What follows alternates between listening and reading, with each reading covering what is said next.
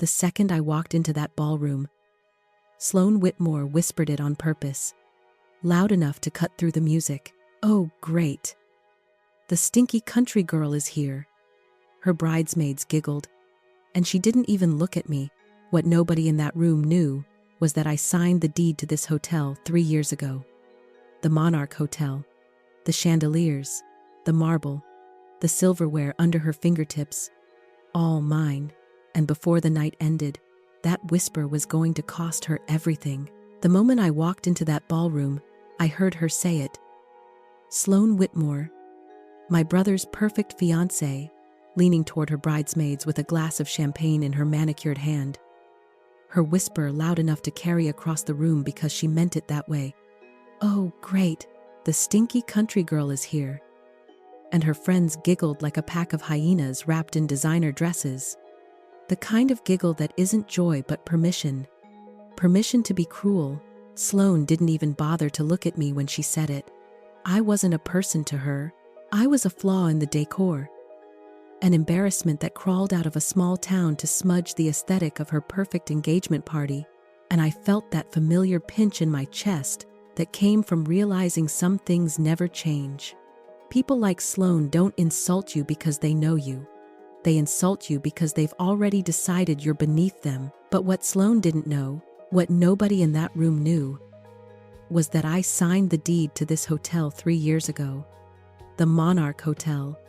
Every chandelier above her head, every piece of silverware she was eating with, every square inch of Italian marble beneath her overpriced heels belonged to me. And the irony sat in my throat like a laugh I refused to give her. My name is Bethany Burns. I'm 31 years old, and I grew up in Millbrook, Pennsylvania, a town so small, the only traffic jam we ever had was when old Mr. Henderson's cows escaped and blocked Main Street for 3 hours. The kind of place where people wave even when they don't like you because the town is too small to pretend you didn't see them. I left home when I was 18, and I never really looked back, not because I hated where I came from, but because my family made it crystal clear there wasn't room for me there. I had an older brother, Garrett, the golden child, the son who could do no wrong. Growing up, everything I did was measured against him, and I always came up short. If I got an A, Garrett got an A+. If I made the softball team, Garrett had been team captain. My mother, Patricia, had a special way of looking at me that made me feel like a rough draft, while Garrett was the finished masterpiece. And after enough years of that look, you start believing you're unfinished. You start shrinking so you don't take up space you weren't offered. So I left. I packed one suitcase, took a bus to the city, and started over with $200 and a stubborn refusal to fail. Everyone back home thought I was struggling, and they weren't wrong in the beginning. They pictured me in a tiny apartment eating instant noodles, which was true for the first 2 years. But what they didn't know was I took a job as a cleaning lady at a boutique hotel, and that job changed my life because it put me inside a machine I didn't even know existed. I learned everything. I watched the way guests moved, the way money talks without speaking, the way staff anticipates needs before they're voiced. I studied operations, occupancy, vendors, margins. I worked my way up from cleaning rooms to the front desk, to assistant manager, to manager. I saved every penny, invested carefully, made smart choices, and took risks when they felt right. By 28, I owned my first property. By 30, I had 3. Now at 31, I run Birch Hospitality, a company that owns 6 boutique hotels across the East Coast. And the Monarch is my flagship, my pride and joy, the kind of place people like Sloan treat like a background for their lives without ever wondering who built it. But here's what building something from nothing teaches you. It teaches you to stay quiet. It teaches you that people underestimate you, and sometimes that's the most powerful weapon you have. So I never told my family, they never asked anyway. To them, I was still the struggling little sister who couldn't measure up to Garrett and his middle management job at an insurance company. The irony was so thick, you could spread it on toast, And tonight I received an invitation to Garrett's engagement party, last minute of course, probably my mother's idea, a guilt invitation so she could tell her friends the whole family was there. I almost didn't come. I should have listened to that first instinct. But something pulled me here. Curiosity maybe, or that stubborn little hope that people change when big moments arrive. They hadn't. Because I stood in the entrance of my own hotel, wearing jeans and my favorite boots, my hair still smelling faintly of countryside because I'd driven through Millbrook on my way here just to remind myself where I came from. My outfit probably cost more than everything Sloane was wearing combined, but you wouldn't know it by looking. That's the thing about real money. It doesn't need to scream, and honestly, you can take the girl out of the farm, but you can't take the farm out of the girl, though you can definitely take the farm girl's money straight to the bank. The ballroom was exactly what you'd expect from someone like Sloane. Extravagant and over the top, designed to impress people who were already impressed with themselves. Ice sculptures shaped like swans, a champagne fountain that felt excessive even by champagne fountain standards. Enough flowers to make a botanical garden jealous. My staff had executed every detail flawlessly, and that made me proud in spite of myself, because pride doesn't cancel irritation, it just sits next to it. I scanned the room and spotted my mother across the way, holding court with her friends, probably bragging about Garrett's wonderful fiancé and their wonderful future. Garrett stood next to Sloane, looking like a man who thought he'd won the lottery, and he had no idea he was holding a losing ticket. Sloane finally glanced my way, and her smile was sharp as a paper cut. She didn't see a sister-in-law to welcome. She saw an inconvenience to manage. And that was fine. Let her think I was nobody. Let them all think it. I learned a long time ago the best revenge isn't loud.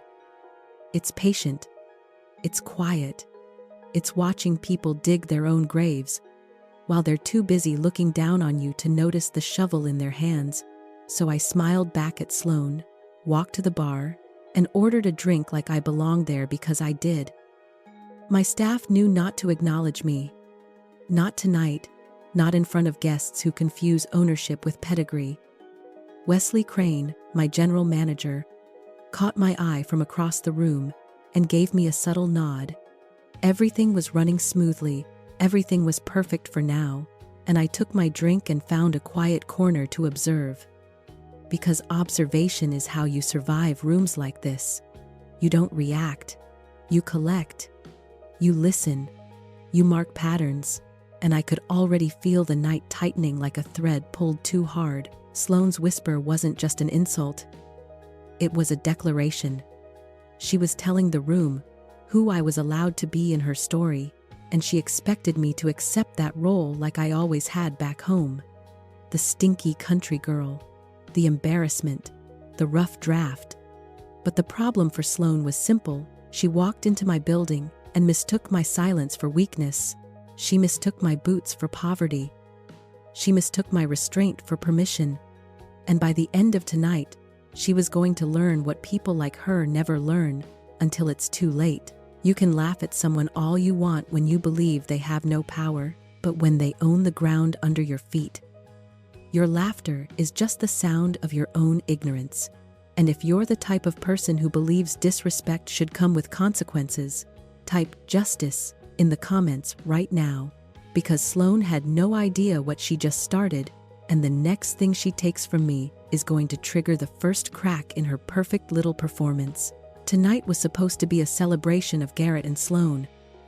That's what the invitation said. That's what the flowers said. That's what the champagne fountain screamed with every bubbling second. But the truth is, engagement parties like this are never about love. They're about hierarchy. They're about who gets to stand where, who gets introduced first, who looks important, who looks like they belong. And the second Sloane called me the stinky country girl, she wasn't just insulting me, she was placing me. She was trying to lock me into the lowest rung before the night even properly began. Because people like her don't want surprises. They want control. I held my drink and stayed in my quiet corner watching the room, the way I've always watched rooms since I was 18, and realized nobody was going to make space for me unless I made it myself.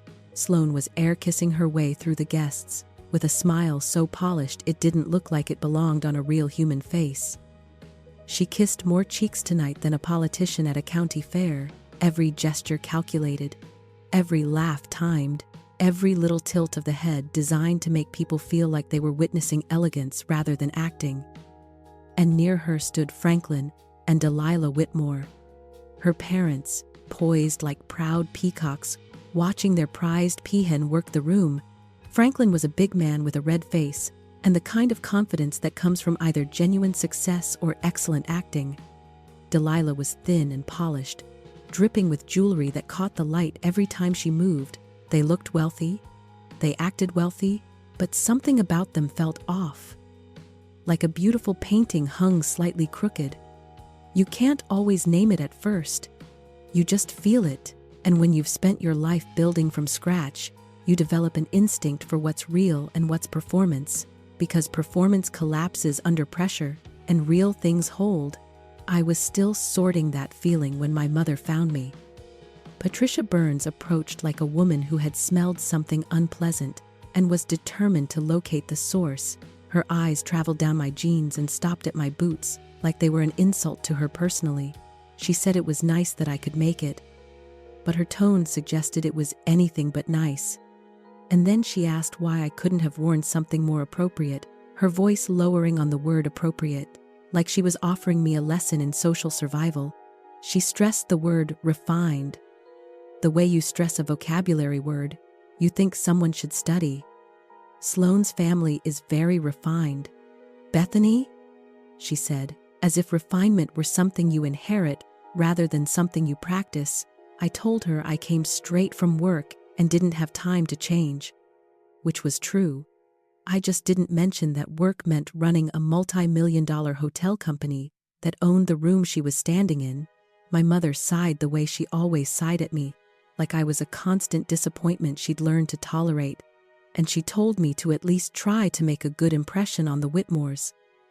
Then, she disappeared back into the crowd to continue her social obligations. And just like that, 20 seconds of conversation, and I felt like I was 12 again, failing to meet an invisible standard I was never allowed to understand. I watched her glide away, and I reminded myself of the truth. I wasn't 12, and this wasn't Millbrook, and I wasn't trapped. I had built my way out, brick by brick and dollar by dollar. I took a breath, turned, and that's when I saw Garrett finally notice me. My brother moved toward me with that familiar expression, like he was greeting an obligation rather than a person. He said he was glad I could come, though his tone made it clear he hadn't noticed whether I was there or not. He asked if I'd met Sloane yet and said she was amazing. I told him I'd seen her and kept my opinions to myself because the night had enough fake smiles already. Garrett nodded, already looking past me to scan the room for someone more useful to greet. Some things never change. And then he said something that made my stomach tighten so fast it felt like the air left my lungs. He mentioned that Mom had given Sloane Grandma's necklace as an engagement gift. He said it like it was cute, like it was generous, like it was the kind of sentimental gesture families do when everything is warm and healthy and normal. He said, wasn't that generous of her? And that Sloane absolutely loved it. For a second, I didn't know what to say, because the necklace he was talking about wasn't just jewelry, it was a promise. It was the antique pendant my grandmother had promised to me before she died. She had held my hand and called me her dreamer, her fighter, the one who would make something of herself. My mother was in the room when Grandma said it. She heard every word, and she knew exactly what it meant. And she gave it away anyway. Like my grandmother's voice didn't matter. Like my existence didn't matter. Like I was still the rough draft, and Garrett was still the masterpiece, and anything meant for me could be reassigned to make his life prettier. I looked across the room and saw it glittering at Sloane's throat under the chandelier lights. My grandmother's necklace hanging there like it belonged to her. And something in me went cold and steady at the same time. Anger tries to burn you, but clarity chills you, and clarity is far more dangerous. The DJ cranked the music up so loud I could feel my fillings vibrate. And I thought, if I wanted my teeth rattled, I would have just gone to the dentist. At least there I'd get a free toothbrush out of it. I excused myself from Garrett, because if I stayed another second, I might do what I promised myself I'd never do again. Beg for basic respect from people who only offer it when it benefits them. I walked toward the restroom, needing a moment to breathe, and as I moved through the hallway, I passed Franklin Whitmore with his phone pressed to his ear. His face tight with stress. He didn't see me because he was too focused on his conversation, and I caught just enough to make my blood run a little colder. I heard him say they needed this wedding to happen, that the Burns family had money enough to cover their situation. He paused, listening, then said they just needed to get through the ceremony, and after that everything would work out, and then he hung up and walked back toward the ballroom, his salesman's smile sliding back into place like a mask. I stood there frozen in that hallway with my grandmother's necklace, suddenly feeling like a small problem compared to what I just overheard, because the Burns family had money. What money? My parents had a nice house, but I knew there was a second mortgage because I'd been secretly paying it off for 4 years. Garrett had a decent job. Nothing spectacular. There was no family fortune, so why did Franklin Whitmore think there was? And what exactly was their situation that needed covering?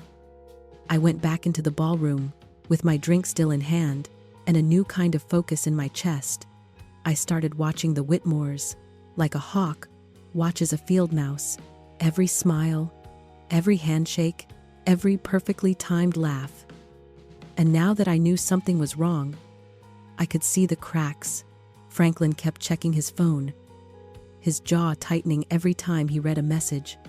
Delilah's jewelry was impressive, but she kept touching it nervously, like she was afraid it might disappear. And Sloane, perfect Sloane, had a hunger in her eyes that had nothing to do with love and everything to do with desperation. And that was the moment I realized tonight wasn't just about disrespect.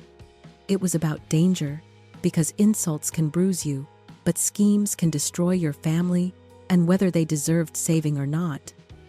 I wasn't going to let strangers do what my family had already done for years, use us.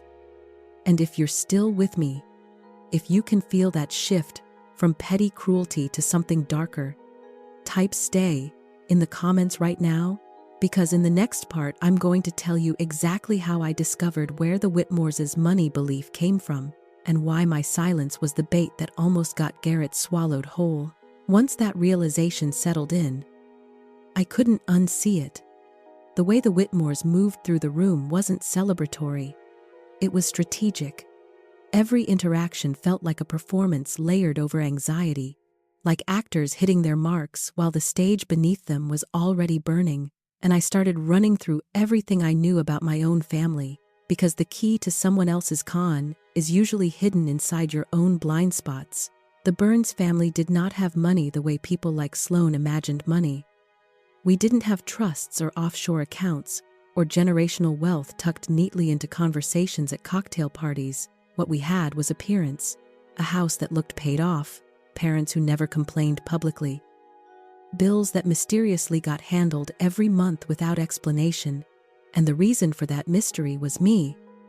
For 4 years I had been sending money home anonymously through Birch Hospitality, every month like clockwork.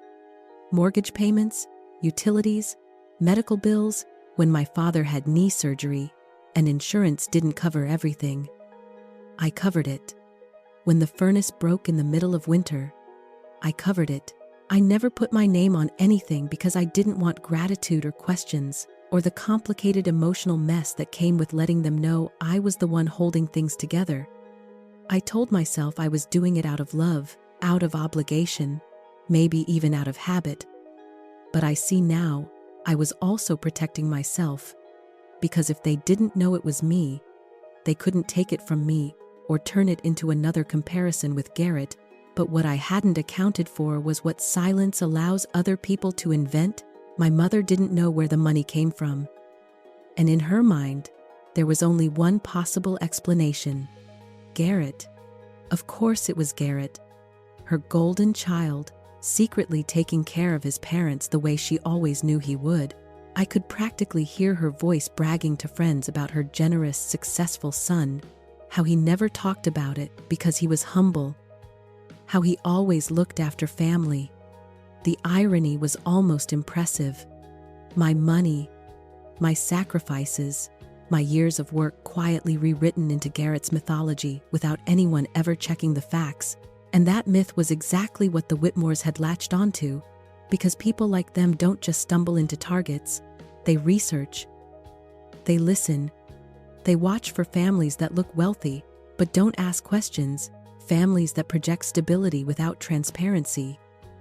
The perfect cover for exploitation. They saw my parents' house with no visible mortgage payments, heard my mother talk about Garrett's investments, watched a family that appeared to have hidden wealth, and they made their move. Sloan didn't fall in love with Garrett by accident. He was convenient, a respectable man from a family that looked comfortable enough to solve their problems. And Franklin's phone call in the hallway confirmed it. They needed this wedding to happen, needed to get through the ceremony, needed access, legitimacy, time. Once you see that pattern, the rest falls into place. This wasn't a love story, it was an exit strategy. And Garrett was the door. I felt a tightness in my chest that had nothing to do with jealousy and everything to do with urgency. Because, as much as my family had hurt me, I wasn't going to let them be financially gutted by strangers running a long con.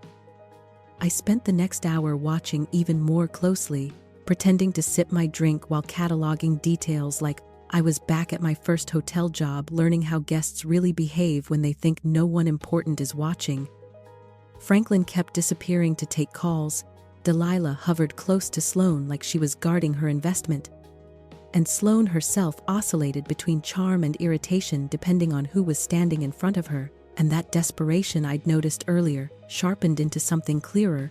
Fear, not the fear of marriage, but the fear of running out of time. I needed confirmation. Instinct is powerful, but evidence wins wars. I spotted Wesley Crane near the service entrance, clipboard in hand, overseeing the catering staff with his usual calm efficiency. Wesley had been with me since the early days of Birch Hospitality. He knew when I looked at him a certain way. It wasn't social.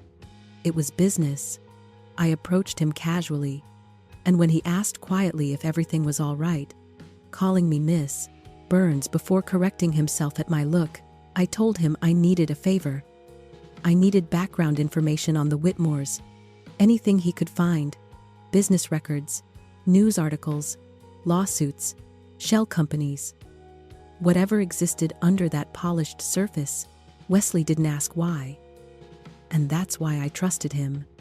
He nodded once and said he'd see what he could dig up.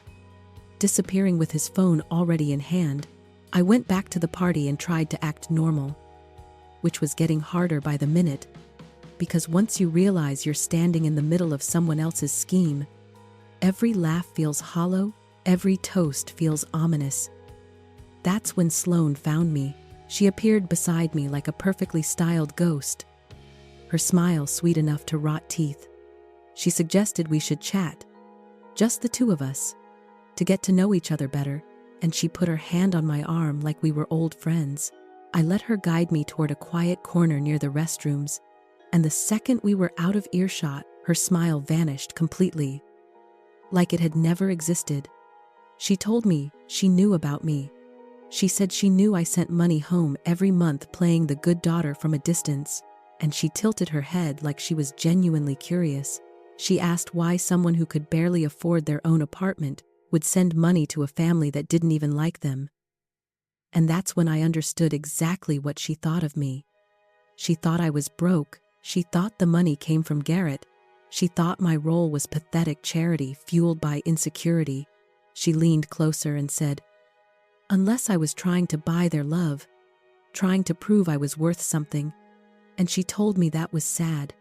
She told me Garrett had told her everything, how I was always jealous of him, how I couldn't handle not being the favorite, how the family only tolerated me out of pity. And then she smiled again, sharp and cruel. and told me she was going to marry Garrett, become part of this family, and honestly, she thought it would be better for everyone if I just stayed away. She said nobody would miss me. She called me dead weight and patted my arm like she was comforting a child, then walked away without waiting for a response. And I stood there letting the silence settle, because what she'd just given me wasn't an insult, it was confirmation. Sloane thought I was irrelevant, and that meant she had no idea who she was actually standing on top of. It was like watching someone brag about their rental car to the person who owned the entire dealership. Arrogance that deep always creates blind spots, and blind spots are where traps work best. Wesley appeared beside me moments later, his face pale in a way I had never seen before. He handed me a folder and said quietly that I needed to see this, that the Whitmores weren't just in debt, they were being investigated for fraud. And as I flipped through the documents right there in the hallway, financial records, court filings, news articles, the cold truth settled into my bones.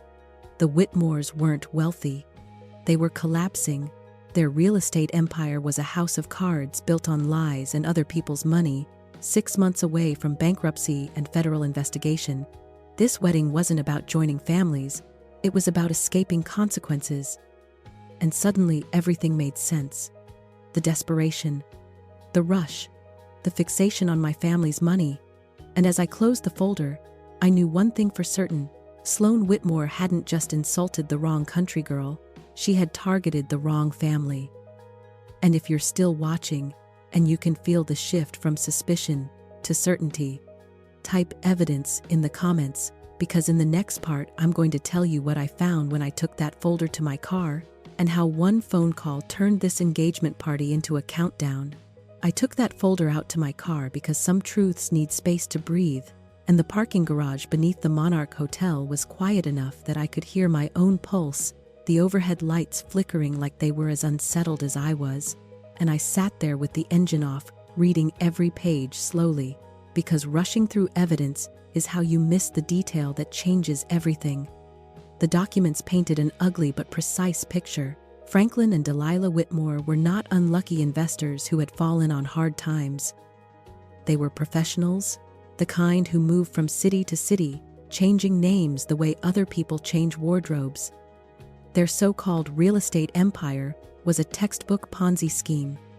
Money from new investors used to pay off older ones, developments that existed only on paper, valuations inflated beyond reason. Shell companies, stacked inside shell companies. It was elegant in the way cons always are when they work for a long time, and terrifying in the way they collapse when they stop working. Auditors had started asking questions. Investors were demanding documentation, and federal investigators had opened a case that was closing in fast. The Whitmores needed an exit strategy, and they needed it immediately. And suddenly, Garrett Burns made perfect sense to them. My brother with his respectable job, his stable family name, his mother who bragged without understanding, and most importantly, a family that appeared to have quiet money that didn't announce itself but always seemed to be there.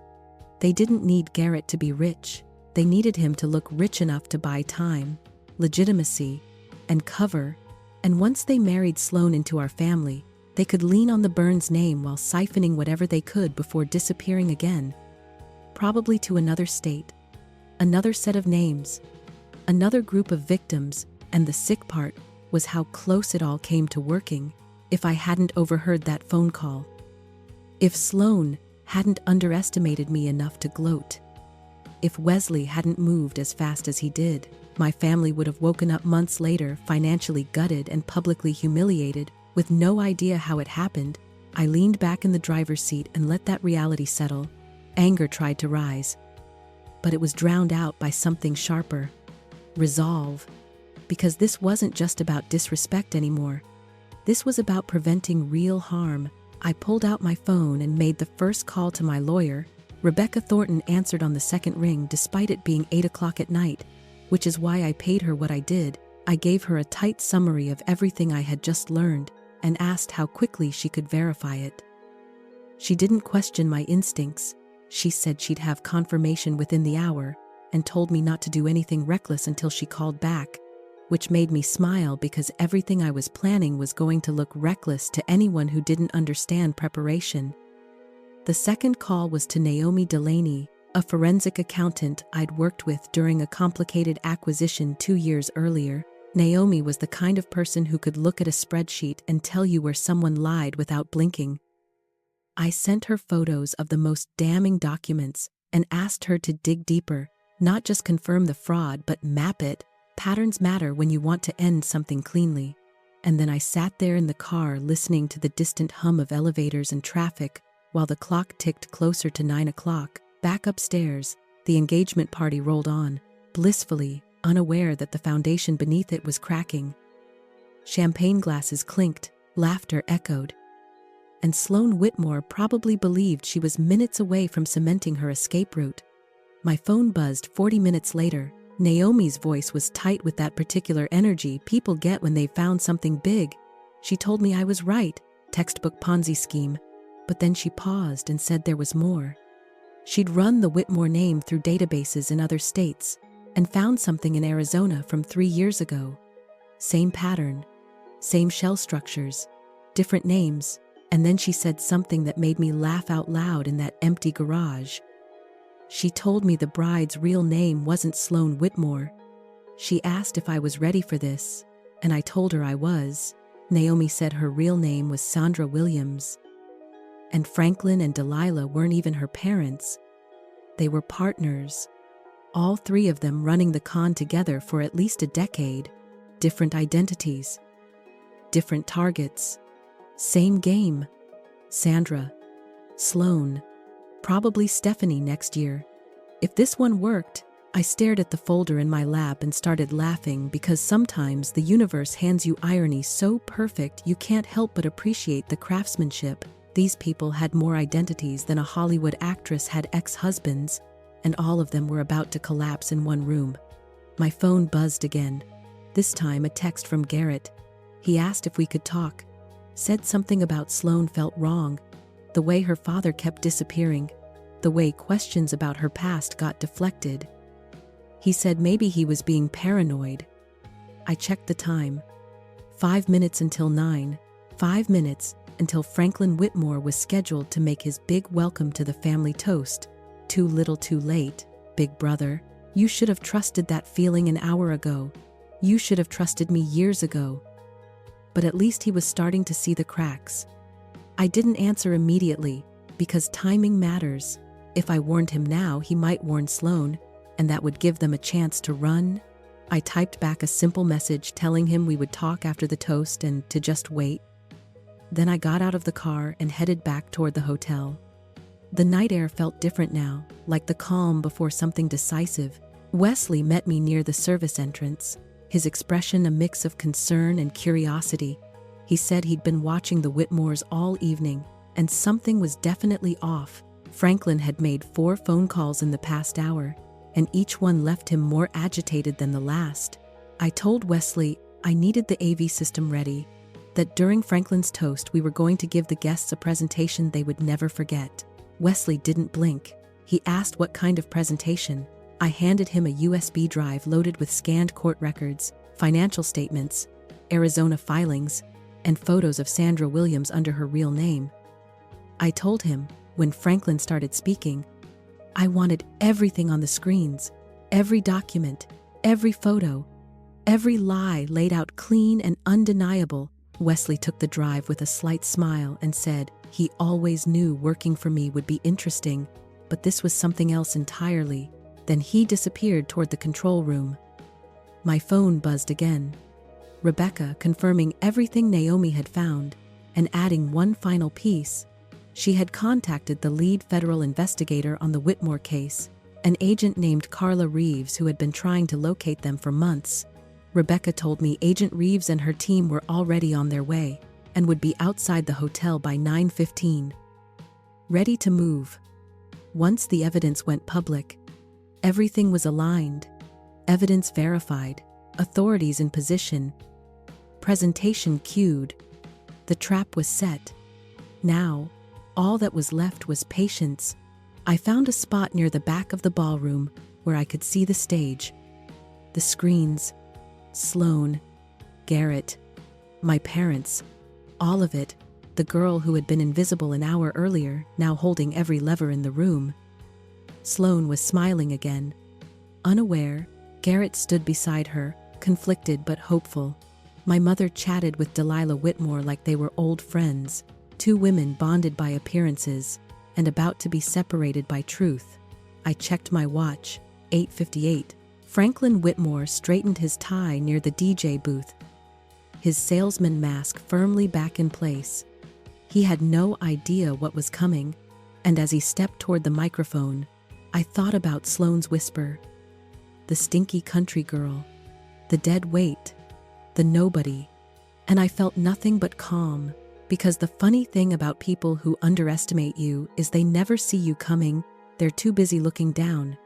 And if you're still here, if you can feel how tight this moment is getting, type NON in the comments, because in the next part, Franklin Whitmore lifts that microphone and everything changes in under 60 seconds.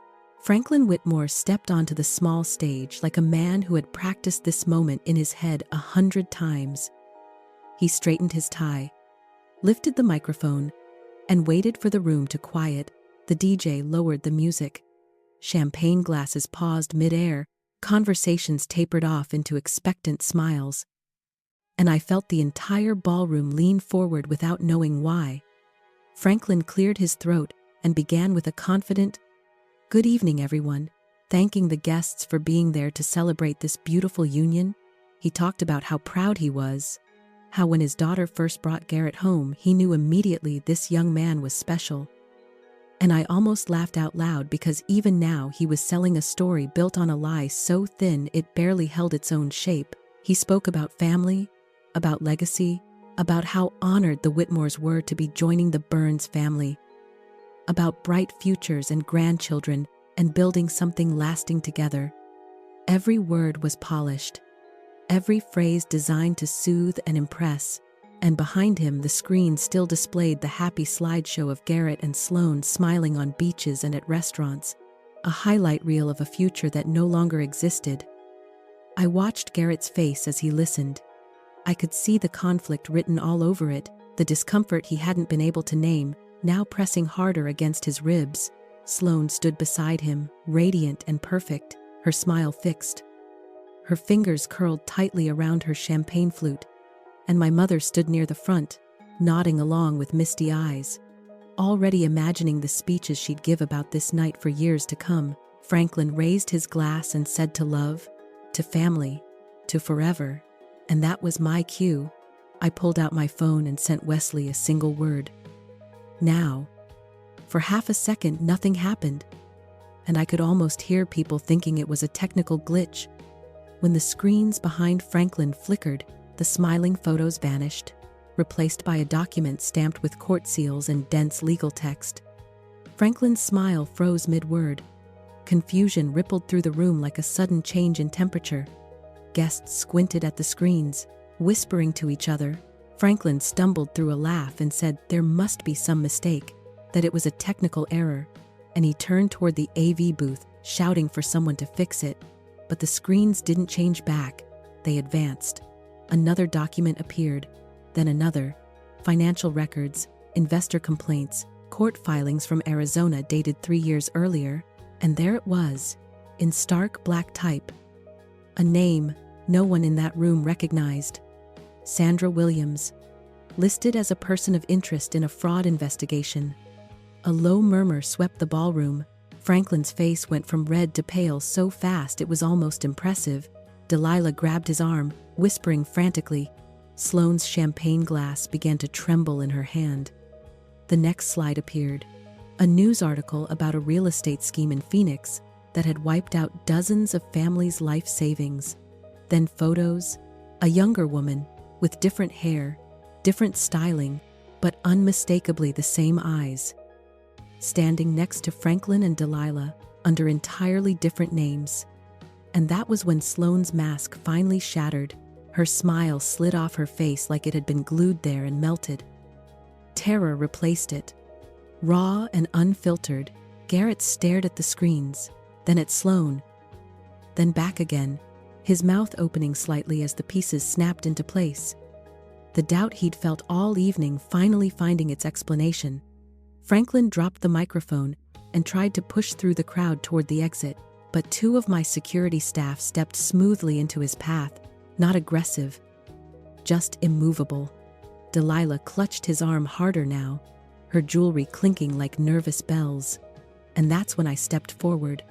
I walked through the parting crowd toward the stage, my boots clicking on the marble floor loud enough to cut through the murmurs.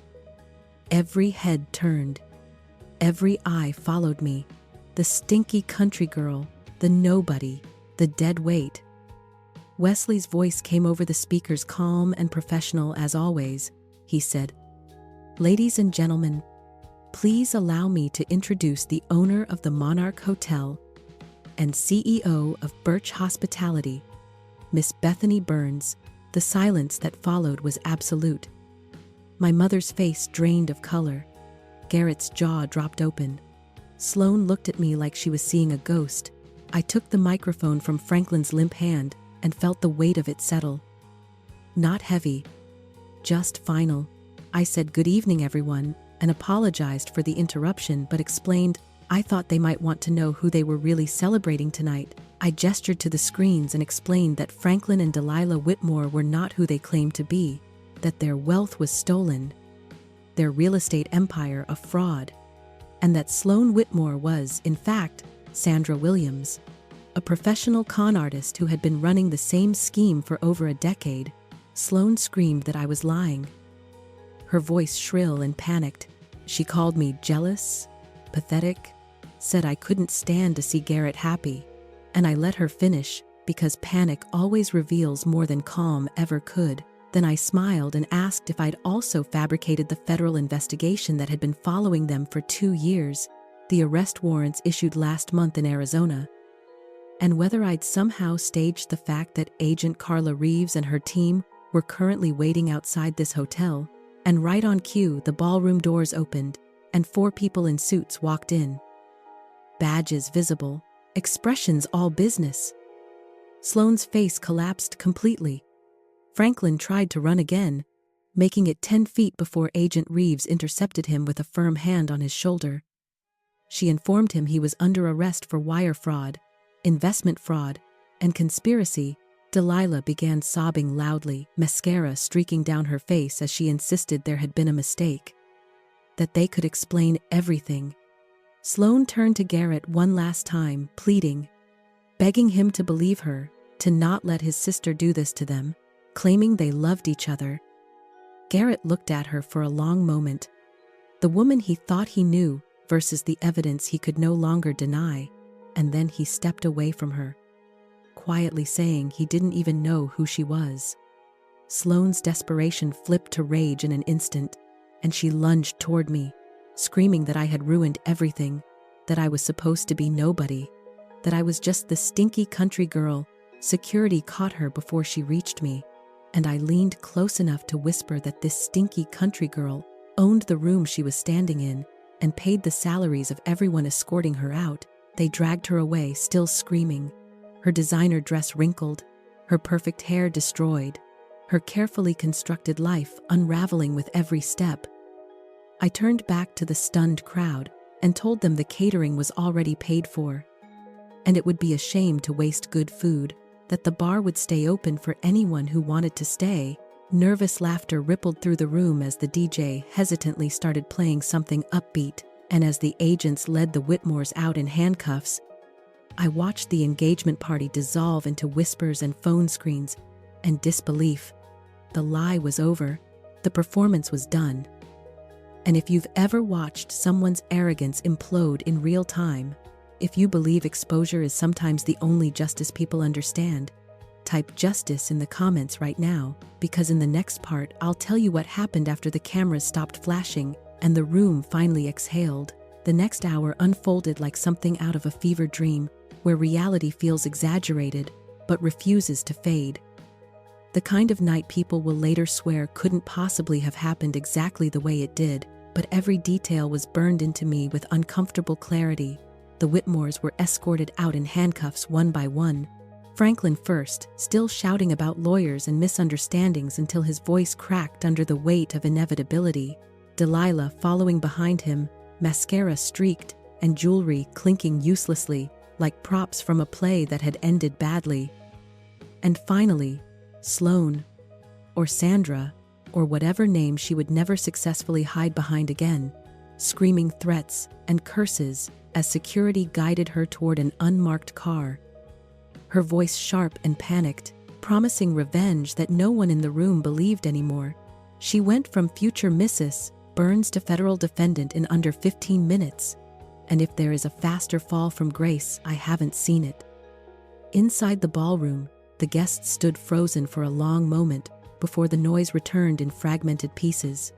Whispers first, then hushed conversations, then the low buzz of phones lighting up as people started texting everyone they knew because scandal spreads faster than champagne ever could. The DJ looked like he wanted to crawl under his booth but eventually kept the music playing because silence felt worse. Some guests left immediately unable to process what they'd just witnessed. Others stayed gripping their drinks like anchors, as if movement might tip them into disbelief. My staff handled it all with quiet professionalism, because chaos is easier to manage when the people in charge are calm. Wesley moved through the room giving instructions with the same tone he used on busy weekends. And that steadiness mattered because it reminded everyone this was still a functioning hotel, not a crime scene, even though emotionally it felt like both. I stood near the bar watching the aftermath. Not with triumph, but with exhaustion, because vindication is rarely as satisfying as people imagine. It's heavy. It carries consequences in every direction. Garrett found me there eventually, his face pale, his hands shaking like he hadn't yet realized they were shaking. He asked how I knew, how I figured it out, his voice breaking on the questions like he was afraid of the answers. I told him the truth without embellishment, that I listened, that I watched, that I paid attention, the same things I had always done, while everyone else dismissed me. He nodded slowly, absorbing that. Then he said he was sorry, not casually, not defensively, but the way someone apologizes when they finally understand the scale of what they ignored. He said he knew it didn't cover years of treating me like an afterthought, but he was sorry. And for the first time in my life, I didn't feel the need to argue or correct him. I told him sorry was a start, and meant it. We stood there in silence. Two siblings who had spent decades orbiting each other without ever connecting, and the silence didn't feel hostile. It felt tentative, like something fragile being handled carefully for the first time. Then my mother appeared. Patricia Burns looked smaller somehow, like the night had physically reduced her, the confidence she wore like armor for years gone, replaced by uncertainty. She didn't know how to hide. She started to say she didn't know about the Whitmores, that she never would have given away my grandmother's necklace if she'd known, and I stopped her gently, because explanations weren't what I needed in that moment. I pulled out my phone and showed her what I had never shown anyone before. Bank records, transfer receipts, 4 years of payments covering their mortgage, utilities, medical bills, all from Birch Hospitality, all from me. I told her she thought Garrett was supporting them, that she bragged about her generous, successful son, and then I let the truth sit between us like something solid and undeniable. My mother stared at the screen, then at me, then back at the screen again, her mouth opening and closing without sound, and for the first time I saw her not as an authority or a critic, but as a woman realizing how badly she had misread her own child. Tears filled her eyes. Real tears, not the performative ones she used at family gatherings, and she whispered my name like she was relearning it. Bethany. And before I could respond, a small commotion near the dance floor drew our attention. Garrett was bent down, picking something up carefully from the floor. He walked over, holding my grandmother's necklace in his palm like it might shatter. He said quietly that it was always supposed to be mine, that he hadn't known. Mom gave it away, and that he was sorry. Then he placed it in my hand, the weight of it grounding and familiar, like something that had been missing, finally returning where it belonged. My mother watched the exchange with tears streaming down her face and said she had been wrong about everything. I didn't argue with her, but I didn't absolve her either, because some realizations need time to settle before they turn into change. A guest wandered over, awkwardly asking if the party was still happening. Half joking, half hopeful, and I looked around at the melting ice sculptures, the still flowing champagne fountain, the guests who remained more out of curiosity than celebration, and I shrugged and told the DJ to keep playing because the night had already crossed into absurd territory. What was a little dancing going to hurt? The strangest thing was how normal everything felt again within minutes. Laughter returned in pockets, glasses clinked, people adapted because people always do. 3 weeks later, I sat in my office at the Monarch Hotel, watching the morning sun spill across the city skyline, feeling a peace I hadn't realized I was missing. The Whitmores were finished. Federal prosecutors had more than enough evidence to charge them with fraud, money laundering, and conspiracy. Sandra Williams was in custody, awaiting trial. Her bail set high enough that even her stolen wealth couldn't free her. The story made local news for about a week, one headline calling me the stinky country girl who owned the room. I framed that one and hung it where I could see it every morning, because sometimes reclamation looks like humor. Garrett came to visit my office for the first time not long after, touching the furniture like he needed proof it was real, admitting he'd spent years thinking he knew who I was and realizing how wrong he'd been. I told him we had time to start again if he wanted to. My mother started therapy the following week, her voice small and unsure when she told me, saying she wanted to understand why she'd treated me the way she had. I told her we could take things slow, because rebuilding trust isn't a grand gesture, it's a series of consistent choices, and if you're still here, if you've ever watched your family finally confront truths they avoided for years, type healing in the comments, because in the next part, I'll tell you how this night changed the way I lead, the way I protect others, and why the stinky country girl decided to make sure no one like her ever feels small in my buildings again. What surprised me most in the days after the engagement party wasn't the media attention or the legal fallout, but how quietly everything recalibrated, as if the truth had reset the gravity in every room I entered.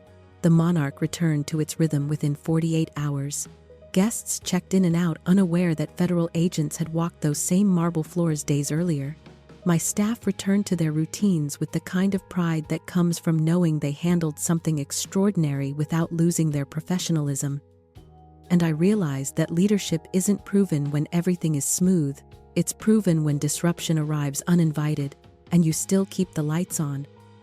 I held a meeting with my management team that week, not to relive the drama but to set boundaries, to make it clear that our buildings would never be used as stages for manipulation again, that elegance does not mean enabling, and hospitality does not mean silence in the face of harm, and the room nodded because they'd seen what happens when integrity has teeth.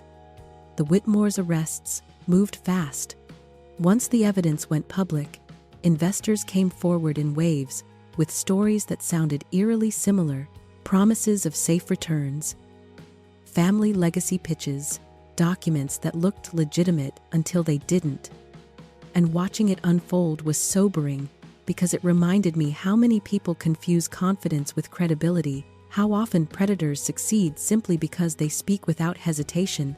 Garrett called me every few days at first, sometimes with questions about the investigation, sometimes just to talk.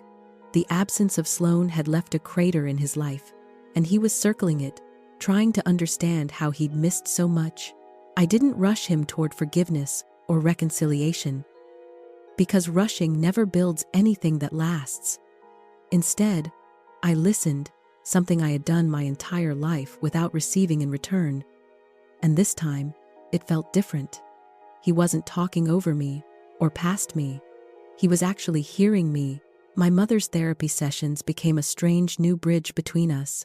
She started asking questions that were uncomfortable and overdue, questions about why she compared us, why she equated love with achievement, why she assumed my silence meant weakness.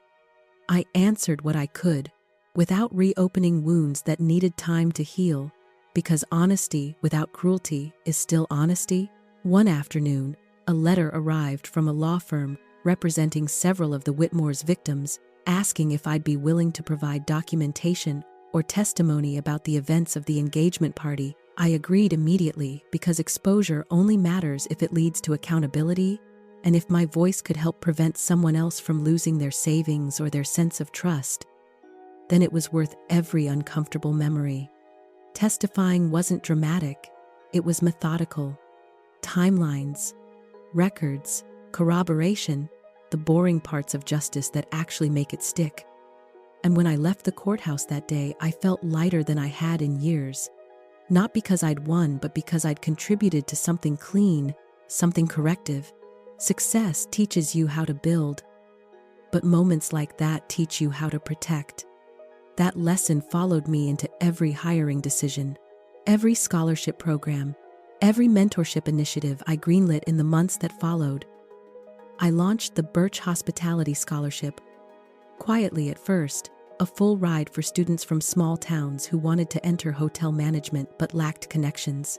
Not because it made headlines, but because I remembered what it felt like to be underestimated in rooms where opportunity was decided. The first recipient, Nicole Patterson, arrived nervous and out of place at a business breakfast I hosted at the Monarch, and when one investor made a dismissive comment about her presence, I didn't correct him with words. I corrected him with seating. I brought her to the table, introduced her with context, with facts, with dignity, and watched the room adjust, because people recalibrate quickly when confronted with clarity. After the breakfast, Nicole thanked me with tears in her eyes, and I told her not to thank me yet, that the work was just beginning, that belonging isn't granted, it's built. And later that night, as I walked the lobby, watching guests come and go, I understood something fundamental. Power doesn't have to announce itself. It has to be ready. The stinky country girl insult that once tried to shrink me had become a reminder of how easily people misjudge what they don't understand, and how dangerous that misjudgment can be for them. The headlines eventually faded. Scandals always do. But the changes stayed. Garrett moved into a smaller apartment closer to work and started over without shortcuts. My mother learned how to apologize without attaching conditions, and I learned how to accept progress without pretending it erased the past. One evening months later, I walked through the Monarch after a long day and paused beneath the chandelier. Sloane once stood under laughing. The light caught the marble just right, and I felt no anger, only resolve, because the real victory wasn't watching a con collapse, it was building something that outlasted the noise. If you've ever been dismissed because of where you came from, if you've ever watched people mistake polish for truth, type justice in the comments right now, because in the next part I'll tell you about the call that came from Arizona that changed the case forever and forced one final truth into the open. The kind that closes doors permanently and opens new ones you never expected. The call from Arizona came on a Tuesday morning while I was reviewing occupancy reports. The kind of call that shifts the air in a room before the first sentence finishes. Agent Carla Reeves didn't waste time with pleasantries because she didn't need to. She told me they'd uncovered something bigger than they initially believed, that the Whitmore's scheme wasn't just regional, it was interstate, with tendrils reaching farther back than anyone suspected. Shell companies layered across 3 states, false identities recycled and refined, victims who never reported because shame keeps people quiet longer than fear ever does. And as she spoke, I realized this case had outgrown the engagement party that exposed it. That night had been the spark, but the fire had been smoldering for years.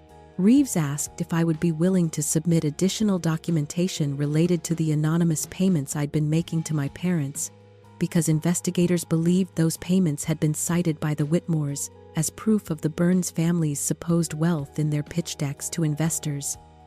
My money used as bait, without my knowledge, and that landed heavier than I expected, because it meant my attempt to protect my family had been weaponized by strangers who never knew my name. I agreed immediately.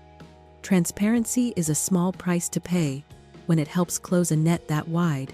The following weeks became a blur of sworn statements, timelines, and cross-verification. Naomi worked alongside federal accountants mapping flows that looked chaotic until you understood the pattern. Rebecca coordinated disclosures that protected my company while ensuring full cooperation, and slowly, the story solidified into something prosecutors could present cleanly. What surprised me most was how many victims reached out once the indictments were unsealed. Retirees who'd invested their savings, small business owners who trusted a handshake and a promise, people who sounded like my neighbors back in Millbrook, not gullible, just hopeful. And listening to them reminded me that cons don't prey on greed as much as they prey on trust. That realization hardened something in me, not into bitterness, but into vigilance. I expanded compliance training across Birch Hospitality, not because we'd done anything wrong, but because prevention is a responsibility. We tightened vendor vetting, strengthened reporting lines, and created an internal channel where staff could flag concerns anonymously. Power should never rely on silence to function. Garrett struggled during this period. The realization that he'd been chosen as a mark didn't just bruise his ego, it fractured his sense of self. He asked questions he'd never asked before about money, about appearances, about how often confidence substitutes for competence, and I answered without judgment. Because learning arrives when it's ready, not when it's demanded. My mother attended one of my meetings quietly at my invitation, not to participate but to observe, and afterward, she told me she finally understood what work looked like when it wasn't performative. She said she'd mistaken quiet endurance for failure her whole life.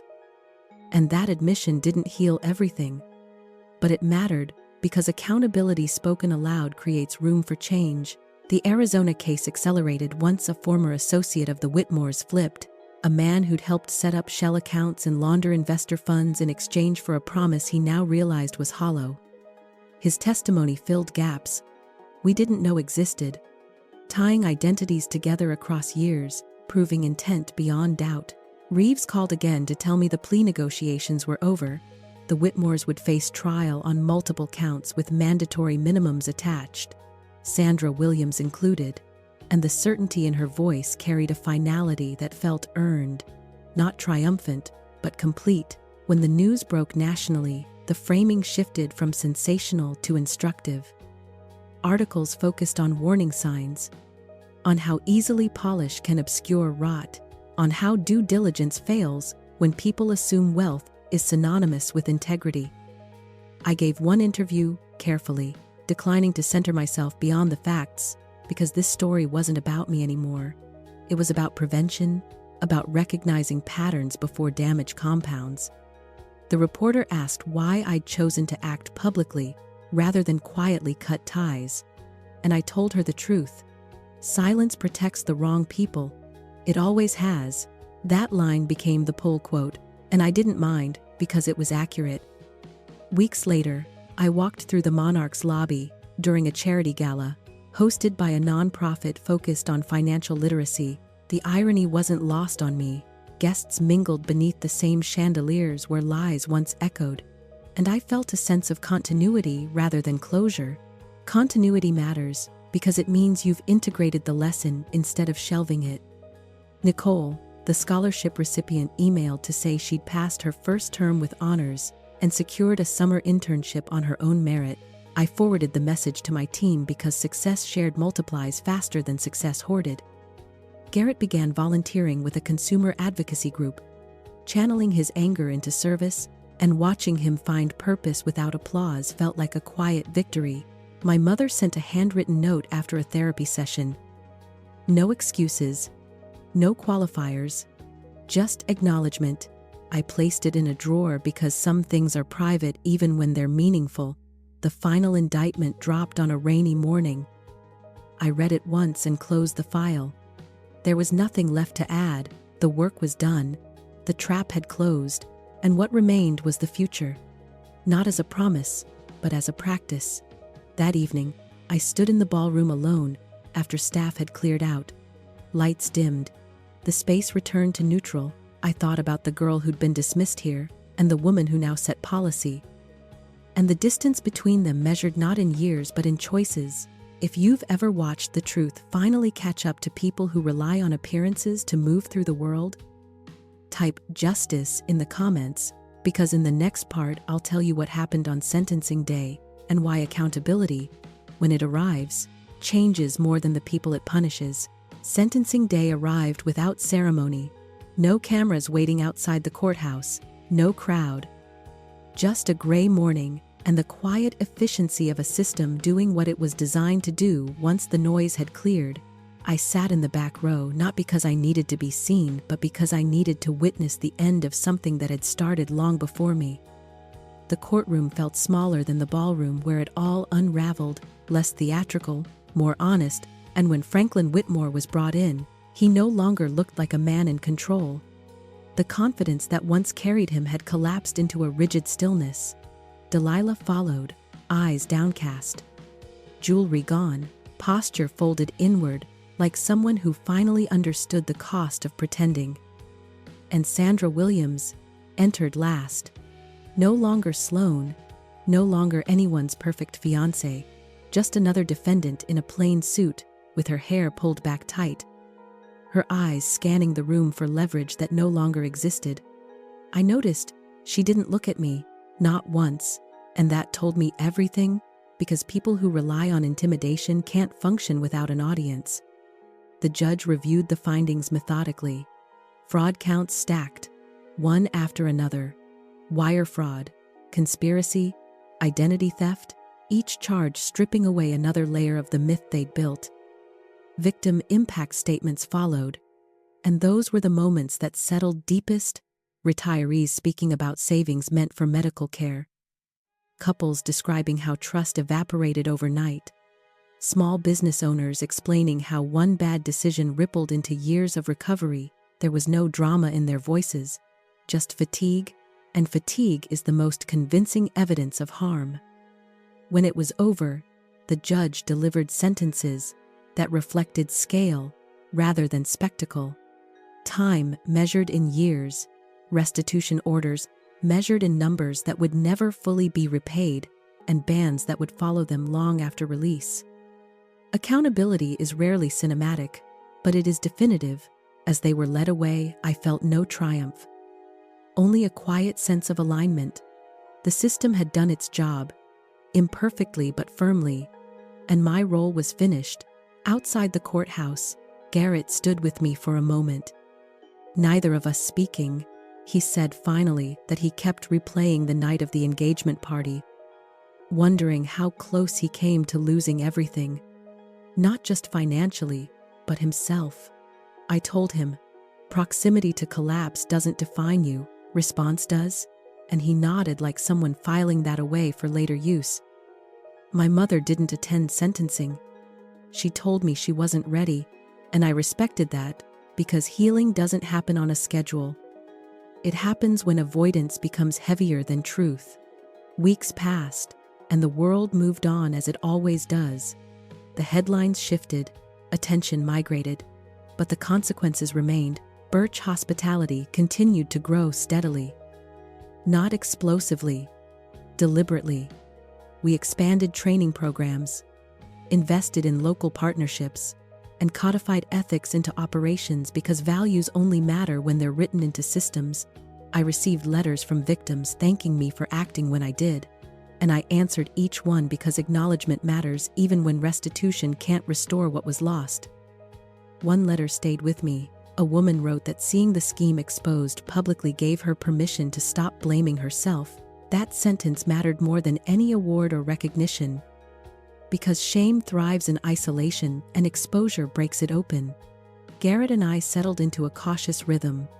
Lunches that turned into conversations, conversations that turned into understanding, not absolution but accuracy. He asked me once why I never told them about the hotels, and I answered honestly that I didn't want my worth to be negotiated. I wanted it to exist, regardless of their approval. He sat with that longer than most answers he'd been given in his life. My mother began volunteering with a financial literacy nonprofit, quietly, without telling her friends. And when she told me about it, she didn't ask for praise. She asked if it was useful. That was progress. The monarch hosted another engagement party months later, a different couple, different energy, and as I watched them laugh beneath the chandeliers, I felt a strange sense of continuity. Spaces don't hold grudges. People do. And healing happens when you stop asking places to remember pain for you. That night, after the guests left, I walked the floor once more, the marble cool underfoot, and I thought about the arc from insult to exposure to accountability, not as revenge but as correction. The stinky country girl label had tried to compress my identity into something dismissible, but compression creates pressure, and pressure reveals structure. What endured wasn't the insult or the scandal. It was the work, the preparation, the choice to act without spectacle. And if you're still here, if you've ever watched accountability finally arrive after a long wait, type justice in the comments, because in the final part, I'm going to tell you what endures after the verdicts fade, and why the most important consequence wasn't theirs, it was mine. What endured after the verdicts faded wasn't the satisfaction of seeing consequences handed down. It was the recalibration of how I chose to live with power. Because exposure is loud, but responsibility is quiet, and the quiet choices are the ones that last. In the months that followed sentencing, I noticed how often people tried to turn the story into a parable about revenge. About the moment the screens flickered and the lie collapsed. And I understood the appeal of that framing because it's neat and cinematic, but it misses the point. The point wasn't that I embarrassed a con artist in public. The point was that preparation outperformed arrogance, that listening beat boasting, that restraint became leverage when the moment required it, and those are lessons that don't end with applause. They embed themselves into how you build, how you hire, how you protect. Birch Hospitality became more than a company I ran. It became a system I stewarded. We formalized ethics reviews, not as compliance theater but as operational practice. We created a rotation for junior managers to sit in on vendor negotiations so they could see how trust is assessed in real time. And we built a reporting culture where raising concerns wasn't framed as disloyalty, but as care, because loyalty without honesty is just fear in uniform. I watched Nicole Patterson graduate her first year with honors and accept a summer role she earned without my involvement. And that mattered because opportunity that requires gratitude isn't opportunity, it's leverage. Garrett continued his work with consumer advocates and learned how to spot red flags he once ignored, the kind of education that doesn't come from books, but from proximity to consequences. My mother changed more slowly, which I expected. She learned how to ask questions before making assumptions, how to pause instead of compare, and sometimes she still slipped, but the difference was, she noticed, and noticing is the beginning of change. The monarch hosted events that brought together people from different worlds, and I made it a point to be present, without performing ownership, because the most secure authority doesn't need to announce itself. One afternoon, a staff member asked me why I never corrected guests who assumed I was just another attendee. And I told her, because correction isn't always the goal. Sometimes observation tells you more than assertion ever could. The stinky country girl label became a private shorthand for resilience, not because it hurt anymore, but because it reminded me how easily people misjudge what they don't understand, and how dangerous that misjudgment can be for them. I framed the headline once and then took it down, not because I forgot, but because I didn't need the reminder anymore. The work had replaced it. The relationships had replaced it. The systems had replaced it. And when I stood in the ballroom alone, late one night after a charity event, I felt no echo of the insult that started it all. Only the hum of a space doing what it was meant to do. Serve people honestly. The final closure came quietly. A letter from Agent Reeves, confirming restitution funds had begun reaching victims. Modest amounts, but meaningful, and I sat with that letter longer than I expected because repair is rarely total, but it matters when it begins. I thought about Millbrook, about cows blocking Main Street, about a girl who left with $200 and a refusal to fail. And I understood something I hadn't fully articulated before. Leaving didn't make me strong. Staying committed to building without permission did. That's the difference. Strength isn't departure, it's persistence. And persistence doesn't need witnesses to work. I wrote a short note to my team that week, thanking them for steadiness, not heroics. Steadiness is what carries you through storms without capsizing.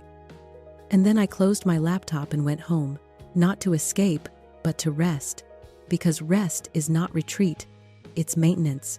The next morning, the hotel lobby filled with the ordinary sounds of a functioning place. Suitcases rolling, doors opening, greetings exchanged, and I walked through it unnoticed, which felt exactly right. The story had reached its end. Not because everyone learned a lesson, but because the lesson had been integrated. If you've ever been dismissed for where you came from, if you've ever watched arrogance outrun preparation only to trip over reality, if you believe justice isn't about spectacle but about correction, type justice in the comments right now. And remember this, people can laugh at you when they think you're powerless, but when you build quietly and choose integrity over applause, the ground eventually shifts beneath them. And when it does, you won't need to say a word. Your work will speak for you.